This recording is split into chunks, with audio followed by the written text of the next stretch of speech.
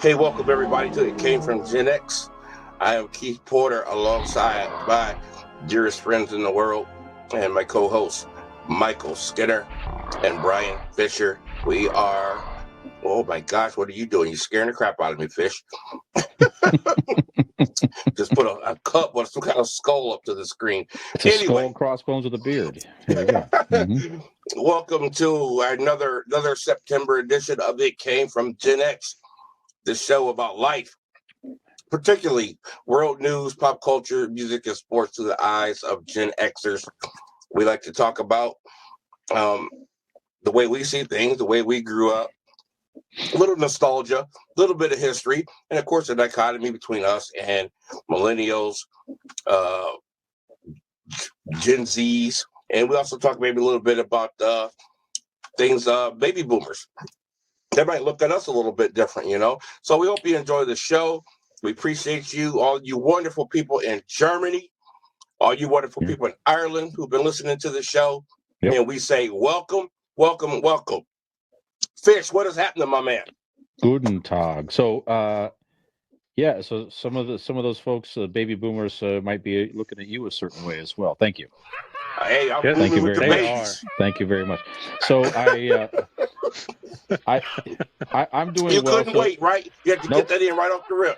Nope.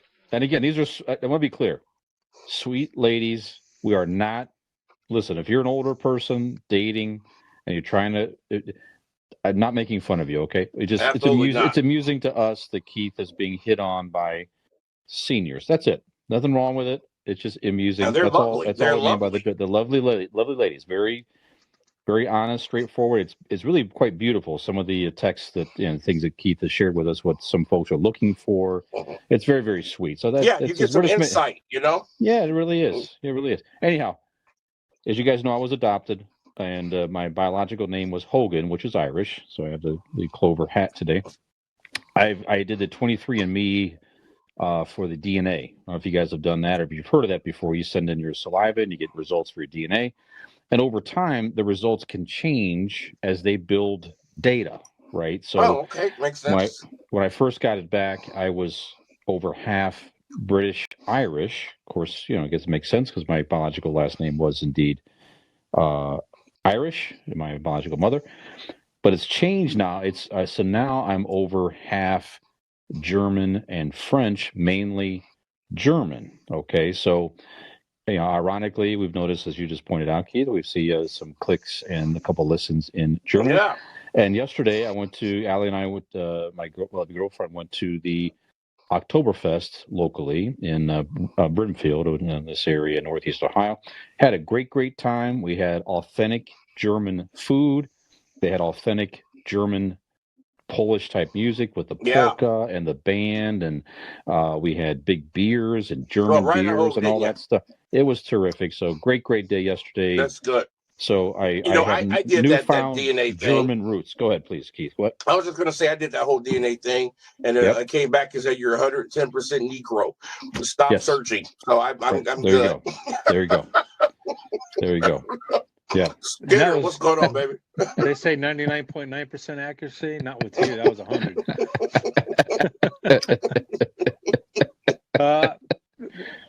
Hello, fellas. Hello, audience. It's nice to be back another week with you guys.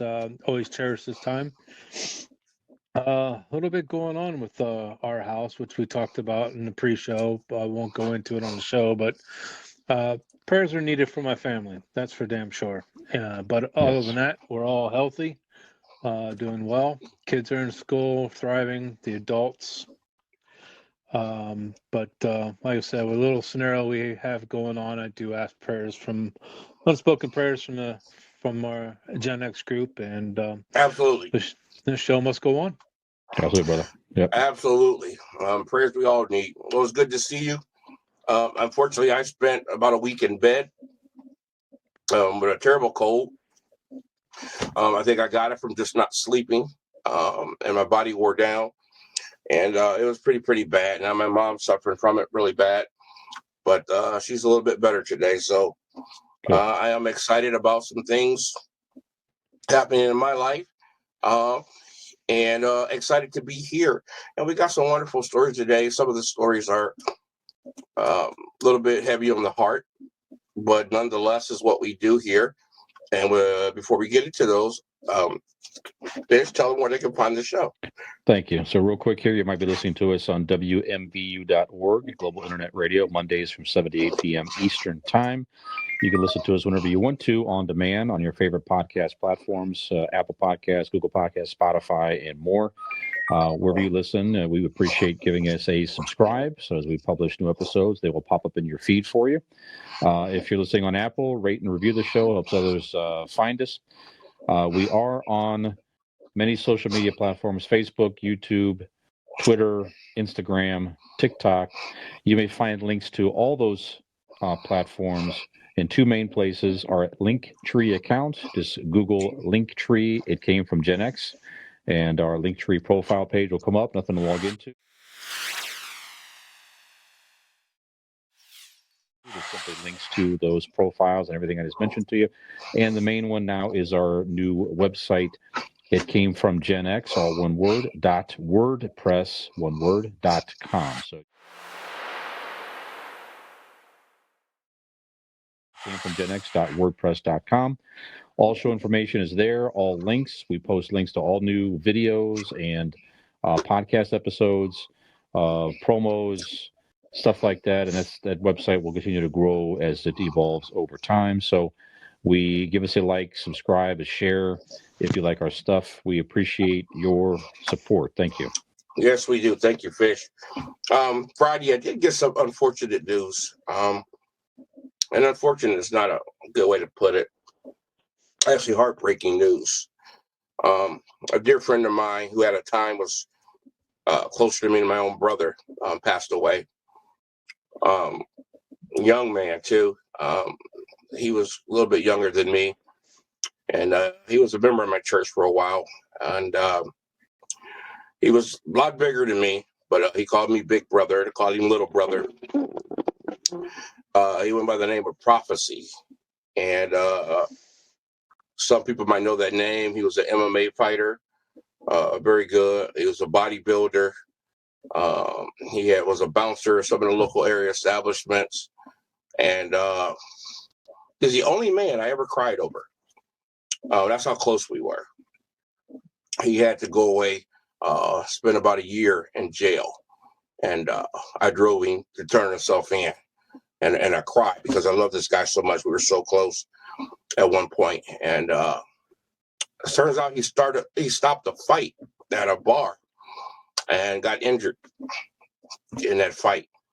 And was in ICU, and they had to have surgery. Some sort of complications happened to the surgery, and he passed away. So I'm sorry to hear that. Just prayers out to his family. He has a young son by the same name, and just send our prayers out to them. So I had to say that. Yeah. So anyway, moving on, guys. I got to say this before we move on with Skinner with some world news, which is a very, very, very deep subject. But I want to say something very, very important. Go Steelers! All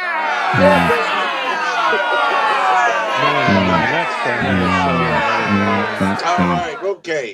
Anyway, he came from Gen X. Wait a minute. First of all, Fish, did you not get the memo for the dress code? Purple. Yeah, I guess I did not. I wore a Scorpions Retro Savage Amusement cover in part one to of my favorite albums by them, and it is the worst recorded album they have ever done. Yeah. If there's ever an album that needs to be re-recorded, it's that one. I don't know what they were thinking. The volume is so low on it. The production is low on it, but great songs on that album. Yeah, this was a tape. So back in the day, me and I mentioned Jim Cunningham several times on the show, one of our old friends, my old friend. That was a tape I bought back then in the late 80s, and we went cruising around in my car. Always had that tape. Always had Savage Amusement. Yeah, so... and you talked about the hat already. Yeah, talked about the hat already. So also Scorpions, a nod to our German friends. Yes. As well. So there you have it there. Yes. One of our favorite bands. Yep. And if you ever get a chance to see my band, Rock Generation, our singer, Steve Russell, was in a Scorpions tribute band. Nice. Does him excellently. Even speaks quite a bit of German. Now, Skinner, I can't see what yours says. The shirt. It says I have two titles, Dad and Papa. And I I'm rock glad I them see both. title because I thought you said something else. I'm like, Yeah, nope. how many would you have? I have two names, Dad and Papa, and I rock them both. Is what the I shirt know is. that's right. Excellent. So, with my Mickey Well, Mouse tribute hat okay. today. Well, nothing on my shirt, but this hat, of course, is near and dear to me. This is a Mount Union Raiders hat. Had given to me by my son who graduated from Mount Union, and I don't wear it very often, but when I do, it means a lot to me. So that being said, world news.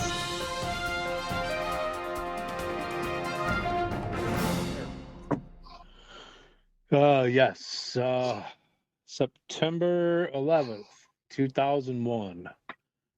The question is always asked, where were you?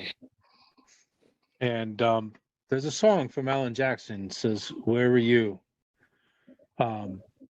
If anybody's ever heard that song, he wrote it just and performed it the next day at the Country Music Awards show, no more than a week after the 911 tragedies in 2001.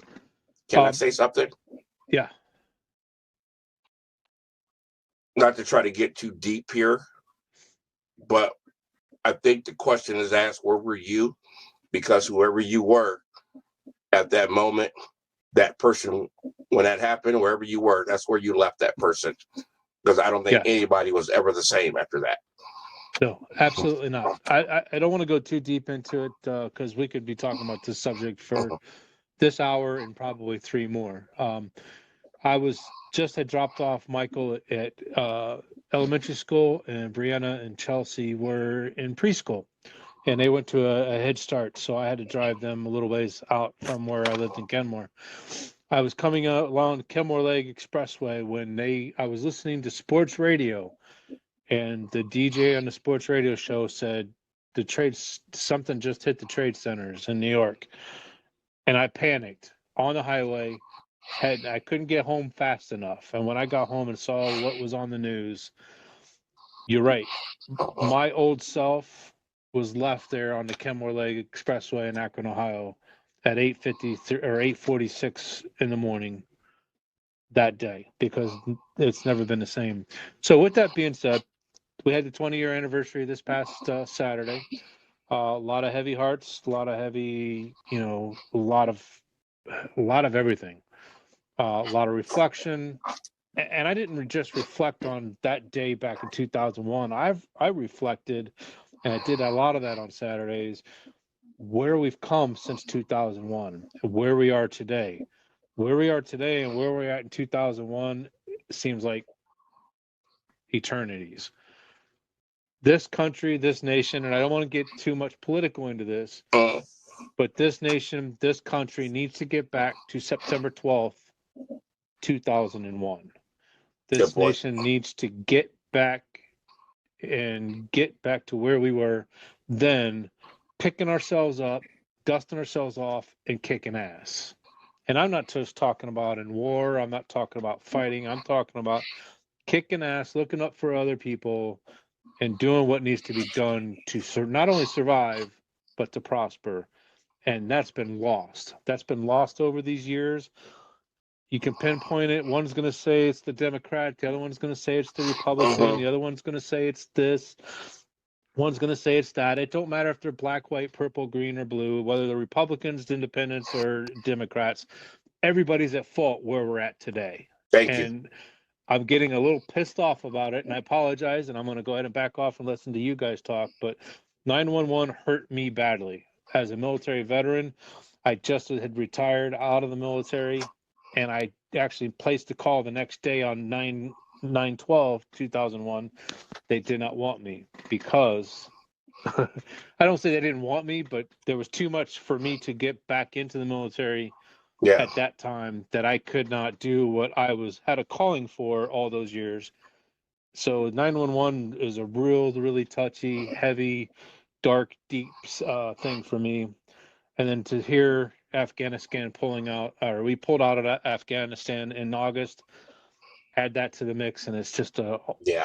all sorts of triggers that I just don't want to get into. But I wanted to talk to you guys a little bit about that. I wanted to get out, kind of where I'm coming from, and to see where you guys coming from. See if you have any disagreements with what I've said, because I know I've said quite a bit in this 3 or 4 minutes.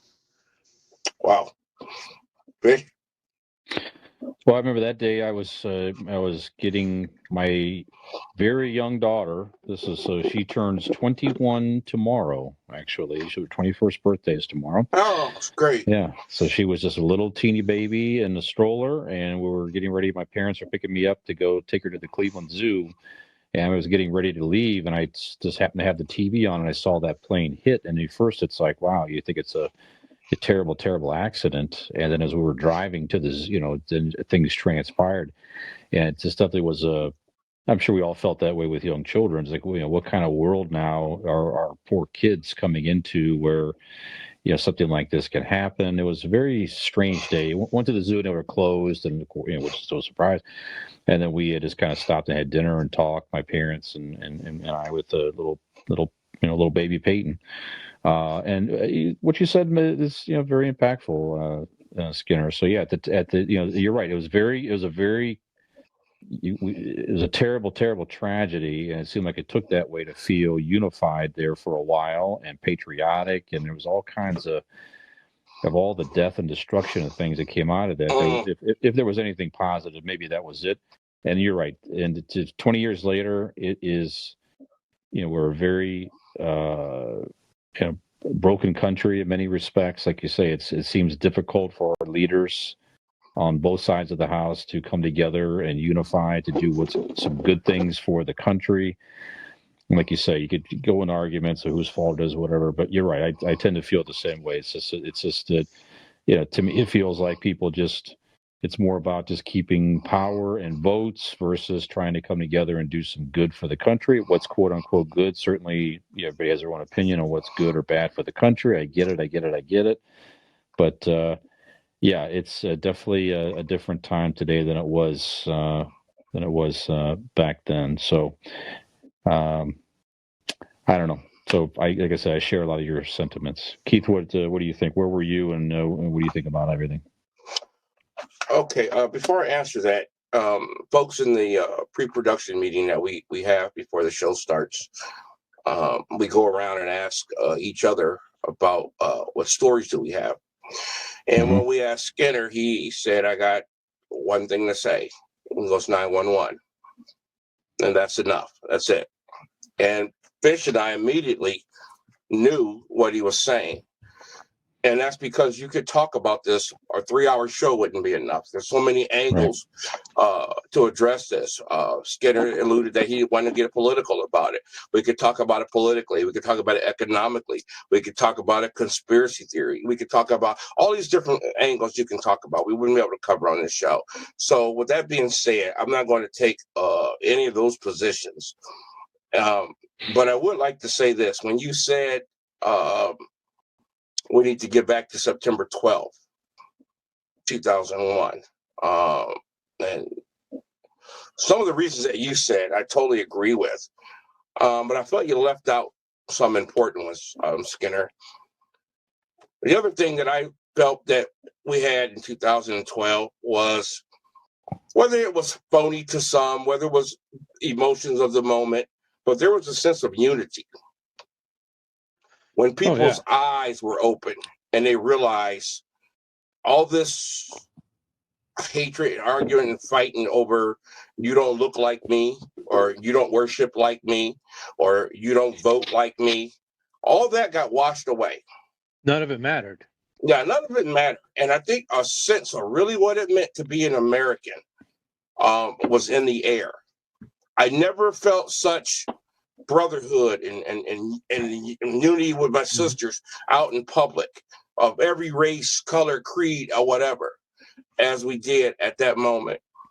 And it's a shame how we have let that slip away right now, over partisan politics, over the dumbest reasons in the world. So I just wanted to point that out. To answer your question directly, Fish, it's amazing how everybody's answer started off with our children. And mine is no different. I remember waking up and looking on the TV, and I was half out of it. I really thought I was watching a TV show. I was like, wow, this is amazing. Surreal. When the realization of what I was watching kicked in, I remember almost losing my breath, because when I realized it was real, the second plane hit right in front of my eyes. And the first thing came to my mind is, we're under attack. My heart went to my chest. All I could do was call my ex-wife and say, where is my son? That's all I cared about. I need to know where my son is. I need to be with him. So whatever happens, happens. I don't care about nothing else. And there was a fear that I'm sure gripped everybody when we saw this. We could talk about who's responsible, whatever you believe. If you believe it was Osama bin Laden, fine. If you believe it was a false flag, whatever. The bottom line is people are gone. The destruction in the probably billions, trillions, who knows? The long-term effects of it, you can't quantify. People are going to be messed up for the rest of their lives. Some directly affected by this. Lost loved ones, lost. What hit me the hardest was some of the ones who made the phone calls from the airplane and left messages or spoke to their family for the last time. I can't even imagine what that was like. So Skinner talked about Afghanistan, and you would think, after what we've learned about stopping communist aggression, what we learned about Hitler in Munich, that we would have learned our lessons.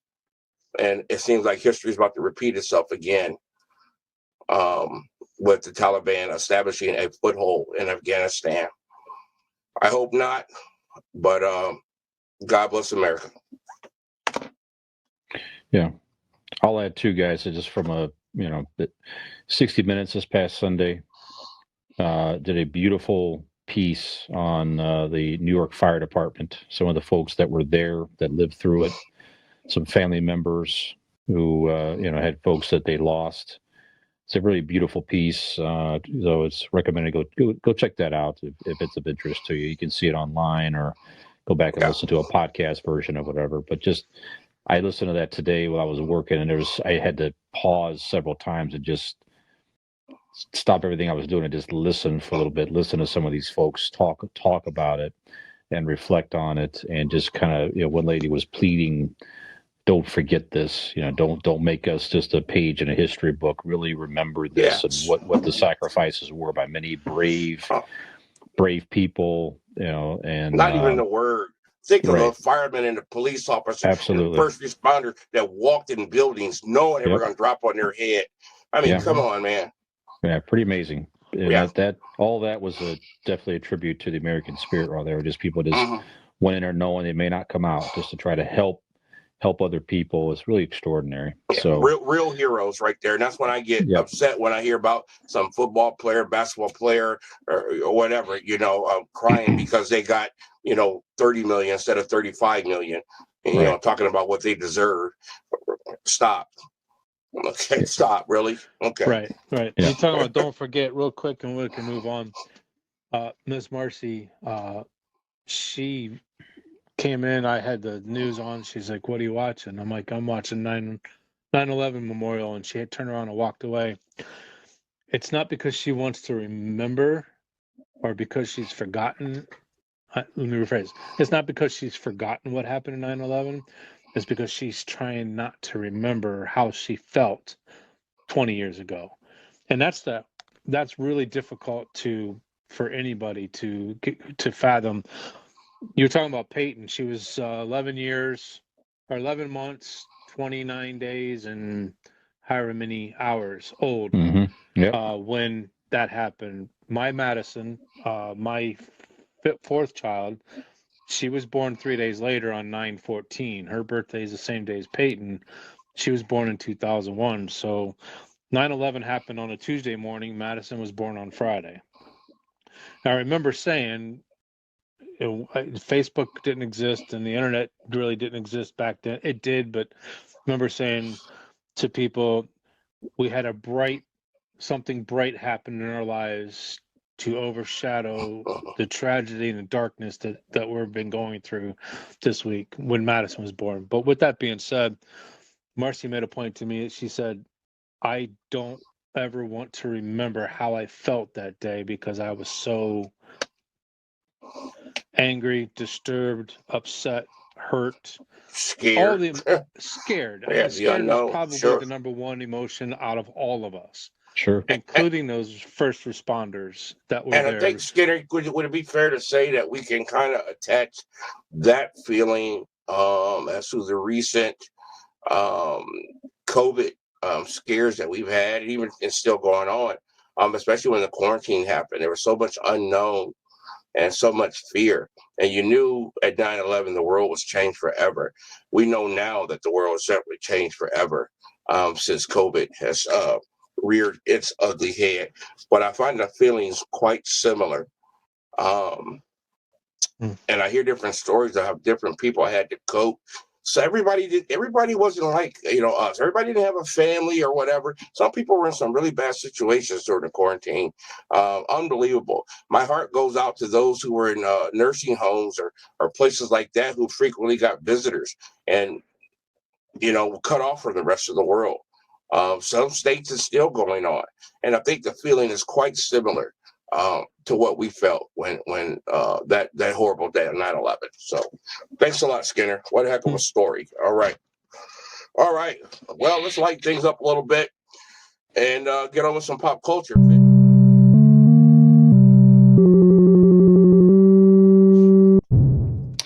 All right. Well, one. I Let's already just know where keep. you're going. I said That's all lighten right. things up a little bit, and you're going to You tell us knew what about a was celebrity coming. death. That's right. We'll have one more somber story, and we'll definitely lighten it up here. But yeah, Wow. again, I'm sorry. It's just if someone I recognize the show and all that, I do. I think we all appreciate. We do want to recognize somebody for a body of Absolutely. work and in the world of entertainment and all of that. So, Well, Michael, go ahead, before you please. started, Keith didn't think that one clearly when he said that. I did. That's I did. okay. It hit me right after. As soon as I saw his Well, face, I went, "Oh my gosh, here we go." Hey, lighten I things thought up. Who died, Fish?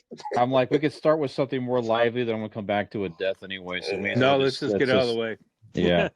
So Michael Constantine was Emmy Award-winning character actor. He was best known as a school principal on the '70s show Room 222, which I remember having my parents watching that a little bit when I was a kid.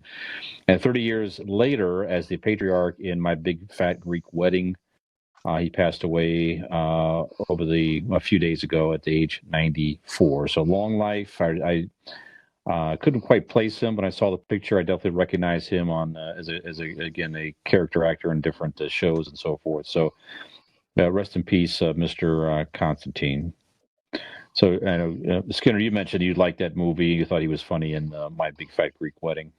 Oh yeah, he was fantastic. He was the old man that walked around with a bottle of Windex, and if you had an ailment, he sprayed the Windex on you. If there was somebody yelling at another person, he sprayed the Windex on the person yelling. It was just it wasn't the fact that it was Windex. It was the point that the movie or the writer, the creator of that movie was trying to make that. He's trying to make things better, and his way of doing that was with the Windex bottle. So that's what I think of when I think of Mr. Constantine, and he was fantastic in that movie. Yeah. Very good. Okay, Keith, any words on? Are you not that familiar with this? Yeah. Well, I have two thoughts of him. He's one of those people, like a couple guys we talked about over the last couple of weeks who weren't major household names, but had appearances in a lot of movies and shows over the year. Two that stick out to me, obviously, My Big Fat Greek Wedding, which is one of my favorite movies. It was funny, but also, if you have any insight to the Greek people, I worked with a Greek gentleman, and when he was getting married and had invited me to his wedding, he had me so psyched for this wedding because he was telling me how his family acted in Greek traditions, and I thought it was so wonderful and funny and hilarious. And this movie was like true to everything he said. And I love movies where You know, I don't like all this. Oh, I'm colorblind, or we're all the same. No, we're not the same. Don't be colorblind. See me, see us. Let me see you for who you are. We have different cultures. That's what makes the world great. You know, we can talk about these things. We can make fun of these things. We can have fun with them. And to see the Greek culture put on forefront in this movie and a humorous format, I thought was awesome. So I really liked the movie, liked him in that. But the role that I remember him mostly for, that stuck with me, was in the Stephen King movie Thinner. And he played the gypsy. Okay, that's I don't right. know if you Okay, guys recall this movie, but an arrogant man hit a band of gypsies. He ran over a man's wife, a gypsy man's wife. He had no remorse. And the gypsy, who was played by our departed, put a curse on him, the curse that's of the right. thinner. And the man kept losing weight every day, and it wouldn't stop. And I remember that role very specifically. So God bless his family, and rest in peace. Yep. Very good. And we could all, by the way, if I may say, we all could use that curse maybe just for a week or two. Yeah, right. Maybe a week or two. I Maybe a just, week is or there an two. off button? Yeah. Hit Yeah. me with it, baby. Yeah. Just trim down a little bit, and Well, then we could, his release the cousin curse. put one on me. He goes bigger. So that's what's going on Yep. here. Yep. Okay. In the world of actually comic books, I have started to get into collecting some physical comic books again, a little bit here and there. There's so many out there. They could be very expensive if you're not careful. I mean, it's Yes. $5 a cover, which is crazy to me. You can't get them cheaper if you order online. You could do digital comics, which is even cheaper. Kind of looked into some of those options. By the way, you can do a monthly subscription to Marvel Comics and have a digital subscription. I have a library of titles available to you. I'm kind of That's thinking about that, Brent. insanity to me. Why Isn't don't that you just go crazy? ahead and eat pizza with a fork? Yeah, and that's something. Anyways, I still like to get the physical book. I like to get the book sent to Yes. me, sit down, read Hey, it. I'm a I former still like that. collector. I still have Yeah, thousands of them. It's about the experience. yeah, I didn't let everybody hold my comics unless you were taught how to hold a comic, how to take it out the plastic, how to right. hold it and not crease it, the Yep. smell of the Yeah, paper and the ink. It's all about that experience, man. yeah. That's kind of where I'm at still. So, yeah, they keep rebooting the Seer titles and all this and that. So, anyways, upcoming is Spider-Man number 75, which is a big issue, which actually sold out where I ordered my Mm-hmm. comics. I have to figure that out. But they're bringing back the clone story again. So if you know the storyline at all, back in the 70s, Spider-Man was cloned by the Jackal, popular Mm-hmm. villain at the time, and the clone disappeared. And they keep bringing the clone back, and they named the clone Ben. Well, actually, he named himself Ben Riley after Uncle Ben, and Mm-hmm. I believe Riley was Aunt May's maiden name, if I'm not mistaken. There, so that's where he Okay. got the name Ben Riley. He comes back. He had his own separate storyline for a while. There was like a red Spider-Man wearing like a hoodie with a spider. I don't know if you remember that image or not, but that was Ben Riley. He lived in Texas for a while. All this and that, other. But apparently now in '75, he's coming back again. And all I know is he's going to assume the mantle of Spider-Man in place of Peter Parker. Obviously, it'll be temporary.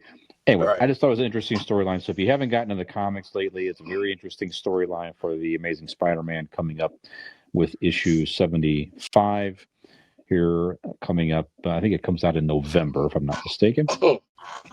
Also, in the world of Marvel, the What If series on Disney Plus continues to be terrific. The last Wednesday was my personal long-awaited zombie episode. I won't give any spoilers here, but bottom line is a zombie virus gets into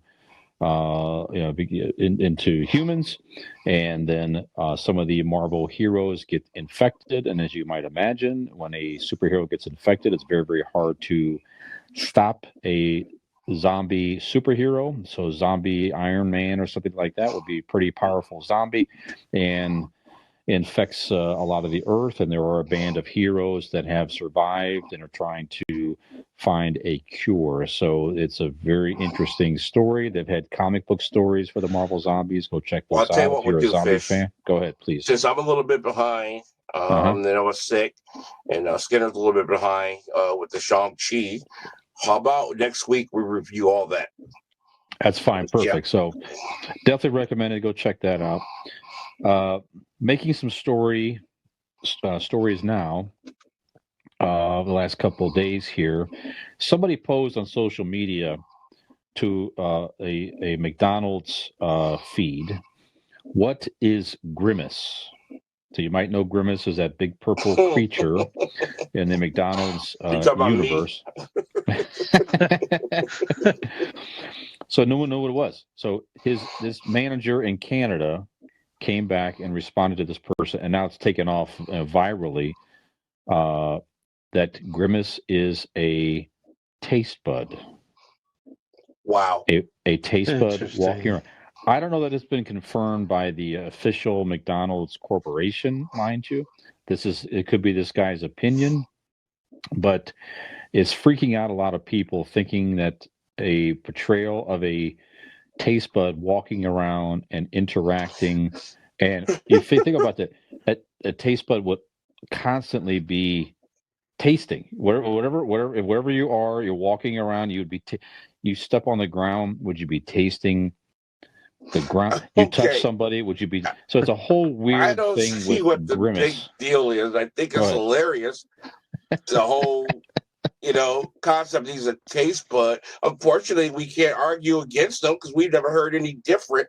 That's right. So maybe he is, because I don't have a clue what he is.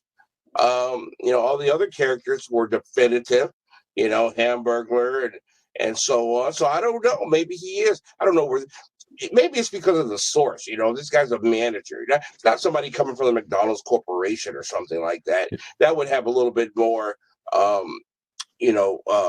legitimacy to it. So I don't know, but I don't see what the big deal is. It's kind of weird, creepy, but whatever. Yeah, if you're into this sort of thing, just go search it on social media. You'll definitely see some hilarious commentary and tweets about Grimace. It's actually pretty funny. So it's just, if you're looking to kill a little bit of time and just turn off your brain and just read some funny commentary about what people think about this guy saying Grimace is a taste, but it's actually a pretty amusing. I can just see the memes coming out from this. Oh my gosh, it's going to be fun for a while. And speaking, last story I have here, I don't want you to get to music and sports, Keith. Speaking of social media, very nice story out there. Go look this up. I found it on the today.com site. I look up every week, this week in pop culture, to get some ideas for some of the headlines here. And a nice story popped up here this week. Social media influence. So these are called grand influencers. Mhm. So the grandparents. So they're social media influencers in their 60s, 70s, and 80s. And some of these folks are just acquiring millions of followers, having a good time with this. And some talk about they have some younger family members or somebody, kind of helping them with it a little bit. Just some of the storylines. It was a very nice. It's a polar opposite story of the terrible 9/11 tragedy. So you should reflect on that. You should do that. But if you after reflecting on that, if you want something lighthearted as a counterbalance, this is definitely an option for you. I got a It talks scenario about. for you. Go ahead. An influencer in her 70s goes on Mm-hmm. Tinder and reaches out to this particular drummer and wants to learn how to play drums. I think it's a pretty interesting story. Mm-hmm. Mm-hmm. She's an influencer, all right. A grand influencer, all right. She's trying to influence. We'll see what happens. But one of the stories is, I guess, 4 guys in their late 60s to late 70s, or 4 gay gentlemen, and they answer questions that people ask them, like they're just trying to answer current event type questions, like pop culture type questions, and it's just funny, I guess. Gay? Not because they're gay, it's just because they're older gentlemen, and it's just funny that they ask them questions and they don't know the answers to. So you can find them on TikTok. They're called the Old Gays, self-named group. Other ladies are, there's one lady does fitness stuff for older folks. One lovely woman planted a very beautiful garden, and it's like her granddaughter or somebody said, or daughter, no, teenage granddaughter. Her teenage granddaughter said, we ought to put your garden on social media. And she's like, sure. And then it just takes off. So it's just nice to see some folks that, this is a medium where they maybe never been even barely exposed to it. Yeah, But they're Deborah, able sure. to express some creativity and fun, and to create a little bit of celebrity for I'm just themselves. And it's trying to nice to figure see out the the young whole folks gay helping them. thing. Go How's ahead. that tied in there? That's what I'm a little bit confused about. The what now? The whole gay thing. How's that tied into this? They're just four gay friends, and it's just they. Let's see. It's just they answer questions about different stuff. That's just funny because they're. Let's see Are here. any of the questions about them being gay? I don't know. It says there are four friends. The youngest is they have 2.2 million followers, including Rihanna. They have an endorsement deal with Grindr as they delight fans with their clueless answers to pop culture questions. So it's just they are gay men, and then they just happen to call themselves that as Okay, just a way to I'm gain not busting your popularity. chops. I wasn't trying to make a point. It's like, why does your sexual orientation have anything to do with these stories? That's what I was trying to figure out. I don't know. I have no idea. It's just what they call themselves You know, for fun. we're doing a story here. You know, Fisher might like women. You know, I might like 71-year-olds. Sure. Whatever. Everybody's different. You know. Absolutely. Absolutely. We didn't ask. Okay. All right. Okay. All All right. right. Thank So you. Go ahead. absolutely. So no. So that's all. I mean, it's just I mean, we're struggling to get likes and all that. So like a lot of people are. It was just a nice, refreshing I thought thing to the see stories were folks. very nice. I love the Yes. pictures that you showed earlier. Yes. They're Absolutely. very, So check very. them out. So check it out. Grand influencers. Go check them out. Give yourself a smile, and there you have. That's the main stories I have in the world of pop culture. Keith, what Thank do you you. got? In the worlds of sports and music, sir. Okay. Guess what, folks? The NFL is back. Football is back. And with that being said, I'd like to make an announcement. Reality football will be back. Look for the first segment to be popping up on our Facebook site, Reality Football, also the sub sites like YouTube and whatnot.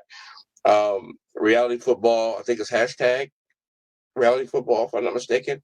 Hashtag Reality Football 1.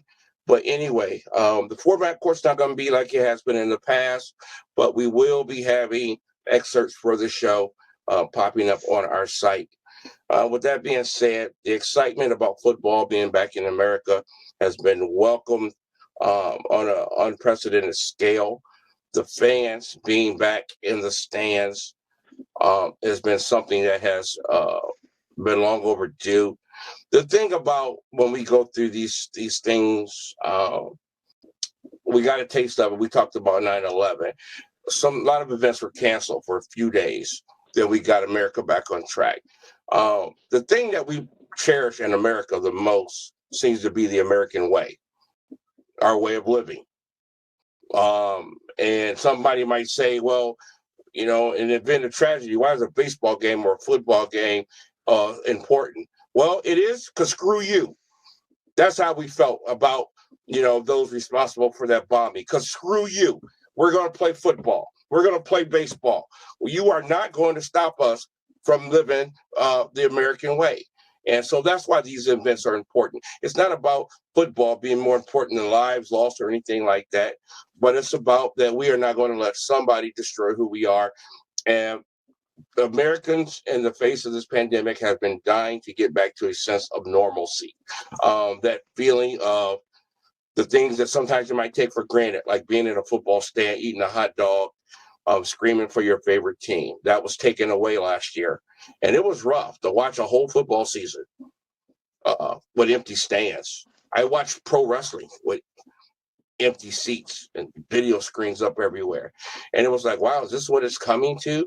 That was not an easy feeling. So with that being said, and the announcement about reality football, just a couple of things. We are in Northeast Ohio here. For those of you who do not know, you can see behind Skinner's head the Buckeye helmet. Our beloved Buckeyes lost a season opener. Was a ranked team, number 12, Oregon. But surely it was shocking. It was a shock heard around the football world. We were ranked number 3. I believe now we are ranked 11. This really kind of hurt. But I think it was a good thing. And I'm going to say what I got to say, and just quick comments from you guys. I think it was a good thing because, one, we have kind of a new team. Receiving core is old, but we got new defensive guys.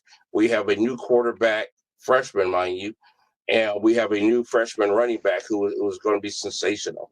And I think this was the best thing could ever happen to us, to shake this team up, to galvanize this team. And it happened early enough that they can win out, win the Big Ten, play the Big Ten championship, and still be in pretty good shape. If they are to be anything competitive on the level of an Alabama or so, I think this was the best thing that could have ever happened to them. Skinner? Yeah, I agree. Could have. I'm glad it happened now versus later. Mm-hmm. It was a wake-up call for not only the players and what we call Buckeye Nation, but certainly the coaching staff, because as everybody knows, I'm a huge Buckeye honk, Right. and I was very apparent, or I was very explicit on Facebook talking about the game that I put the blame on the coaches. The coaches lost that game. The kids didn't. Like I said, we have a 19-year-old quarterback freshman playing his second collegiate game in front of 100,000 fans at home. Anybody's going to be geeked out of their minds for that. Like you said, we've got a couple running backs that are freshmen. Yeah, we've got a young defense that is still trying to get their feet wet, and the coaching was atrocious on Saturday. So that being said, they're going to win out. I'm not worried. We've lost games before. I think we lost in 2014 in week number 2, and I think it worked out pretty well for us after that. So, Okay, all right, fair enough. I don't know if I agree with your assessment of just the coaching staff. I think a lot of the young players, and this happens a lot, think just because you got Ohio State on your jersey, you're going to win, and don't know what it takes to actually go out and win a hard-fought football game against a quality football team like Oregon. And it's hard to know that. Stroud's never been in a big game. Like you said, he had his second game. He did great on the road. That's a heck of a way to open up. He was horrible in the first half, kept his composure. I thought he was dynamic the second half. And then here you are at home with the fans back in the stands. So this was his first home game in front of a huge crowd. We're talking about 100,000 plus at the Horseshoe. And a lot of kids, they know we're Ohio State. We're ranked number 3. They think that alone will win you football games. But it takes being ready every week. I think that's the thing I like about Ryan Day. Unlike some of the Urban Meyer seasons, he had them ready every single week, because we always had that letdown game with Urban Meyer, where we just walked into somewhere thinking we're going to destroy a Penn State or and then we get our butts kicked, Iowa or something. So I think the players needed a kick in the head and understand. I don't care what your jersey says, you got to be ready to play, because Oregon was intense. Oregon was physical. They talked a lot about their head coach, was accepted to the CIA. He was a really tough guy. Translated that to their practices. I don't know, but they were ready to play and we weren't. Fish? Yeah, I mean, I can't say much more than what you guys already said. This is actually the second game, but the first home game. I think they went from 3rd to 9th, but still, you're right. Okay, I saw 11 today, so I don't. Might have been a different poll. I could be wrong, but it's still. But you're right. They have to win out and hope that some other things happen. And if that was not a wake-up call, I don't know. What I saw comments from Stroud today, which sounded like the comments of a leader, and I think he's going to be something special down the road. So, also, let's get into the professional level, being in Northeast Ohio, to the Cleveland Browns. If there was ever a team that opened the season with so much promise, the Cleveland Browns, I tell you, after going 11-5 last year, defeating their arch rivals in the playoffs, destroying my beloved Pittsburgh Steelers, losing only to Kansas City by 5 points in the playoffs. The expectations this year were through the roof. They came out like a team possessed and smacked around the AFC champions, Kansas City Chiefs. And I don't know what happened, true to Cleveland fashion, just one or two mistakes with a team like that, and it cost them the game. Skinner? Yeah, I had posted something, or I had said something that you can't beat Mahomes only scoring one touchdown in 2.5 quarters. You're just not going to And beat him. turnovers, stupid mistakes. Can't do it. Yeah, punter dropping the ball on the only punt of the game, and he drops the ball. They said, what is it? The first time that the team has scored had 605 yards of total offense and lose in the NFL. Unbelievable. I never seen anything like it. Yeah, it was not the typical or the old. This isn't the same old Browns. They just happened to lose yesterday, like the same old Browns, if that makes sense. Right. That's fair. That's fair. For right now, I will agree with that. I think this is going to be something to reckon with. Their offensive line is outstanding. Their running game is outstanding. Baker Mayfield, like him or not, he plays with an attitude that travels throughout the rest of the team. And like I said, they marched up and down the field on Kansas City like, we don't give a crap who you are. But just a couple of small mistakes. I don't want to separate the punter from the team because he is part of the team. But it just sucks that a special teams person cost them such a pivotal field position and eventual touchdown. So that offensive line, that running game is going to serve them well. Defensively, man, you can see the Clowney, Garrett combination, what that could be down the road, something special as well. Fish? Yeah, that one play, those two literally sandwiched Mahomes at the same time in that one sack. Yeah. They got So there at the you got a exact vision, same time. Man. This is going to be something, man. Yeah, well,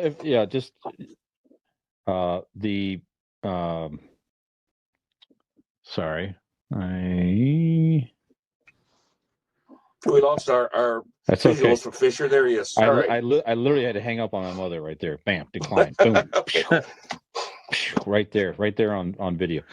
No, but but Cleveland, on a positive sense, like 4 years ago, they would not have even. They barely belonged in the stadium with the Kansas City Chiefs. Without question, right. But now they're showing they do belong on the field with a two-time defending AFC champion. And the best September coach in history, Andy Reid.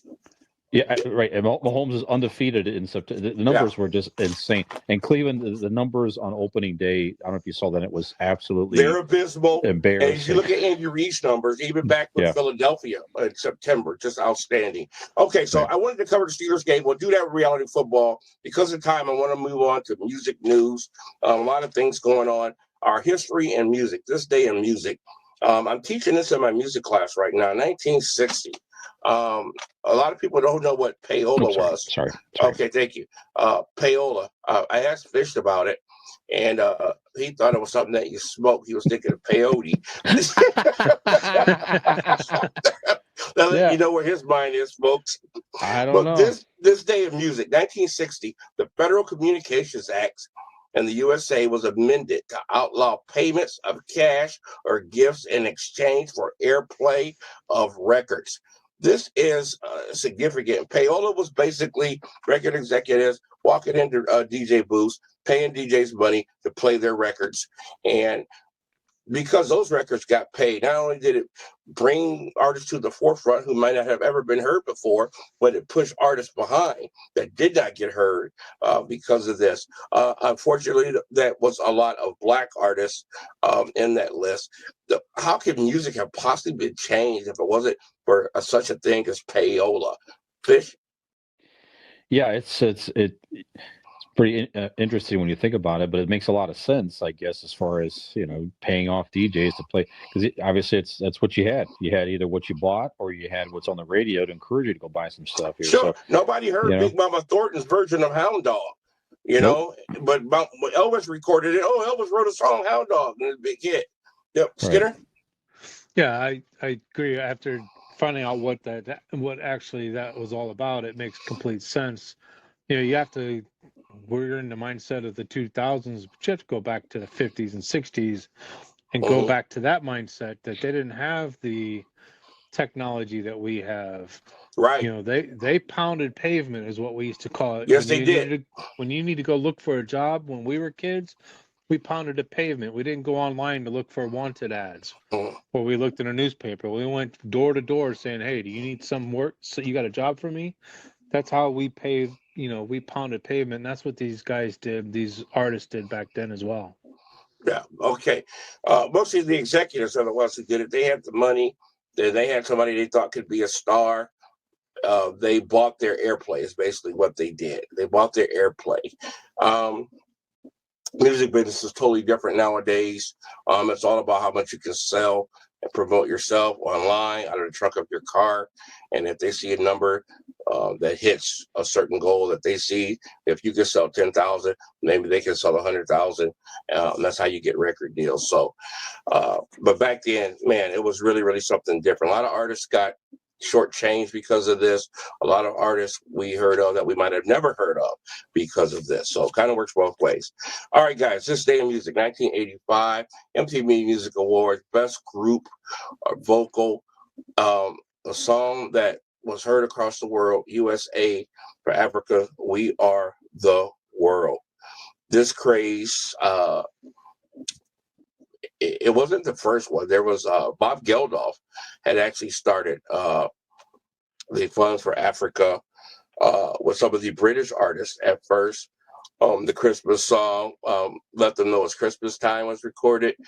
And but when USA for Africa, We Are the World came out, it was something that just captivated everybody. We saw some of our favorite pop, rock, country stars all in one room for the first time. Not to mention, it's a great song. You can't help but singing it.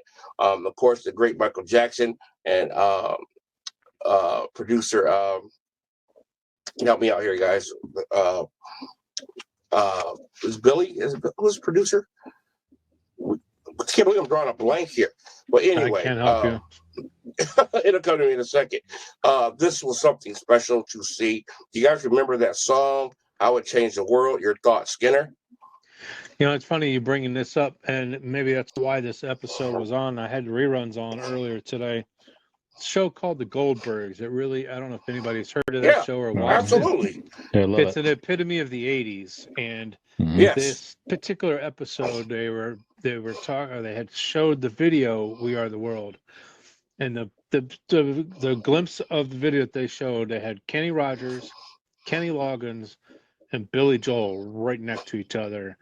Talk about star-studded, a star-studded event. When you saw those three in that same picture, and then there were 50 of them. You know, you had, Yeah, I could go on names, you know, forever on that, but sure. You had Tina Turner. it's yeah. Uh, What's her name? Dan With Aykroyd Lou was in there. Albano, Yeah, Cyndi yeah. Lauper. She's Cindy Lauper, yeah. And Michael Quincy Jones is Jackson. the producer. I was trying to think of Quincy Quincy Jones. Jones. There Yes. you go. Yeah. So Oh, I remember it when it happened. It brought goosebumps to my arms. Being a sure. musician, Yeah, someone who loves Warwick, music like I do, and I hear Willie. that song every so often, and I still get the same feeling. Yeah, Truthfully. Steve Perry, some of the great names, Hmm. people who we'd have a clue why they were there. Dan Aykroyd, of course, Huey Lewis was there. I think Mm-hmm. Robin Williams was there too, wasn't he? I don't remember I seeing could be Robin Williams. wrong. No, he wasn't there. Of course, the only person who wasn't there was Prince, who could not make it, and that would have really made it something special. Of course, this traveled throughout other genres of music. The heavy metal world responded with a song produced by Ronnie James Dio called "We're Stars." Awesome. Hmm. Dual drums, Frankie Banali and Benny Appice, some of the greatest guitar solos. Yeah. Oh my gosh, the voices of Jeff Tate, Rob Halford, Rob Benechetti. It just goes on and on and on and on. Very, very, very awesome. And this really, really sparked something. Very special time in our life growing up. Okay. All right, guys, moving on. Also, 1986, the song at number one was Take My Breath Away by the group Berlin. And coincidentally enough, on the B-side of this song was You've Lost That Loving Feeling by the Righteous Brothers. Both of these songs were from the movie Top Gun. Top Gun Part 2 is coming out here very soon. Somehow this movie has such a huge cult following. I think it is the corniest movie I have ever seen in my freaking life. It is so bougie and full of crap. Mhm. What? I just don't buy Tom Cruise as this tough dude, even though I like him in Reacher. I just, oh my gosh, I feel the need for speed. I hate What? You this didn't movie. enjoy Why is this? What? You didn't enjoy the four guys in jeans playing beach volleyball with their shirts off? Come on now. That part was good. I like blue jeans, but anyway, I don't get it. Why is the following so huge of this movie, Skinner? I think it's just for that reason. They had Val Kilmer and Green. What's his name? I like the Jets. And Tom Cruise. I think it was the cast is why it's such a cult following. I mean, it had a bunch of people was in that movie. The story was good. The acting was terrible. It was a star-studded. That's why it's taken a test of time, and it's a military movie. At the end of the day, a lot of military movies, if they're at all have a good story, they're going to take the test of time. Right, bitch. Yeah, Al and I talked about this movie on Sunday because it was on on the radio on one of the top 40 reruns, and she's like, Tom Cruise is a jerk in this movie. I'm like, you know what? He really is. He's like he's got Kelly McGillis, a sweet lady, and he doesn't know what he's doing. He doesn't treat her right. I guess it's a whole supposed to be a romantic type movie. I don't know, but great soundtrack. I agree with you. Great soundtrack. Kenny Loggins. Mm-hmm. Yeah, a lot of other that's songs a great in song. Great song. Terrific soundtrack at the very least. So okay. Yeah. All right, real quick, guys, because of time, I'm just going to go through these stories real quick. 1991, Nirvana had a party celebrating Songs Like Teen Spirit hit #1. Got kicked out of their own party for starting a food fight. Of course, we talked about this song. This whole movement, this album, killed the glam metal, the hair metal world as we know it. Which at the time, as we said before, probably needed to happen because at the time it was getting a little bit too crazy. I would agree. I just hate what replaced it. Yeah. I hate the whole grunge. Oh, my life sucks so bad. I'm not going to wash my hair. Let's all wear striped shirts and let's stink. I just stop it already. I just hated the whole movement. Some great music came out of it. 1996, very, very huge event this day. Tupac Shakur was allegedly shot and killed. He died after being shot 6 days earlier when he was driving through Las Vegas. 13 bullets were fired to his BMW. The incident was blamed on the East-West Coast gang wars. Shakur was convicted sex offender, guilty of sexual abuse. After serving 11 months of his sentence, he was released from prison on an appeal financed by Suge Knight. And, of course, Suge helped make him a household name. My brother introduced me to Tupac Shakur, and I was like, man, I don't want to hear this crap. I don't want this crap. And he kept singing the songs. And I was like, man, these lyrics are deep. And he was telling me how deep this guy was. And I started listening to him. And ever since then, he has been my favorite rapper of all time.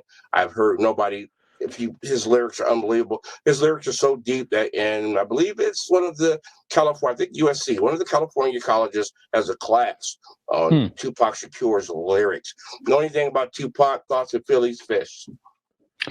I can't really speak to it. I'm not that familiar with his stuff. Obviously I know who he is, but I'll take your word for it. I have to go back and listen to some of his stuff. Yeah, I'll see some of his lyrics, man, are just deep. Yep. Skinner? I'm in the same boat with Fish. I know who he is. I know the story, but I've never listened to his music. Okay. Well, we'll follow up on that. One of the greatest, if not the greatest ever. This day, 2019, 2 years ago, guys, we lost a great rock and roller, Eddie Money. A guy, he wasn't about the looks and the love songs. He was just a rock and roller. He had that droll voice, that stance, like he's kind of hunched over, and he played the sax. That's one of the greatest. Eddie Money, Skinner. Great individuals. His music will stand the test of time. Trendsetter, if you can call him a trendsetter, because he was not the typical. No, he was not. Fish? Fun music. I saw him once or twice at the Tangier restaurant in Akron. Cool. Fun concert. Good time. So, good music. Okay, and this day, music, happy birthday to a guy near and dear to our hearts. The great Tim Ripper Owens, Timmy as he is known to us. He is not just a huge figure in the heavy metal world, but he is our friend, our high school classmate. Tim Ripper Owens born this day. For those of you who don't know, Tim Ripper Owens went to our beloved Kenmore High School here in Akron. His favorite band was the band Judas Priest. He idolized Rob Halford. Years later, when the band scene exploded here in Akron, Timmy found himself in a Judas Priest tribute band by the name of British Steel, traveled across the country, sounded just like him, incredible throat.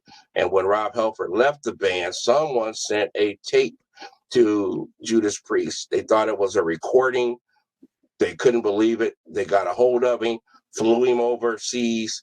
He sang 2 lines of I can't even think of the song. My favorite song to play by them too. But he sang 2 lines of the song, and they stopped. Next thing you know, he was the lead singer of the band Judas Priest. It was a dream come true. Movie was made, basically loosed on that, called Rockstar. Yep. And he has become an icon in the genre since. Skinner? Yeah, happy birthday, Tim. I didn't know him personally, but I knew of him in school. I've had the pleasure of seeing him with Fisher. We've been to a couple of shows. One I remember vividly was up at the Cleveland Agora. We got to see him perform with Anthrax was the opening up for him. That was a great show. Tim's a great guy. Lived there on Great Fifth guy. Yard. I spent shared many stages with him. My band and his band, Winter's Bane, did a lot of concerts together. I've also, every time his band, U.S. Metal, played around Crossroads, I got up and got to play a few songs with them. Great guy. Fish? Yeah, Tim never forgot his roots, never forgot where he came from. Great guy. And then actually, I think it might have been the day he heard he got the gig. It was shortly thereafter. Cooper and I had a party, and we had a duplex that was down the street from his mom and dad's house where he grew up. So he was over there visiting. So we can say that Cooper and I had the lead singer of Judas Priest attend one of our parties back in the day.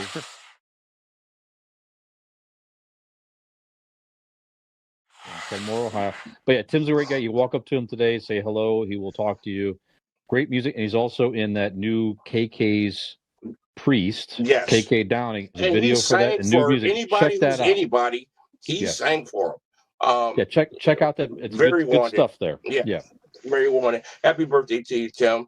And with that being said, that is our show. So, Fish, why don't you take us home? Because we just lost Skinner. All right, so we're going to Fid You Bear Well again this week here. So for Michael Skinner, Keith Porter, I'm Brian Fisher. We thank you for tuning in to It Came From GenX. And tune in again next week. And look for our page and all that for the segments on reality football that Keith mentioned. We'll get back into some of the voices where we all started here with Keith's idea. And here we are. So tune in next week to It Came From GenX. Stay strong, Gen X. Peace. And cut. Good show.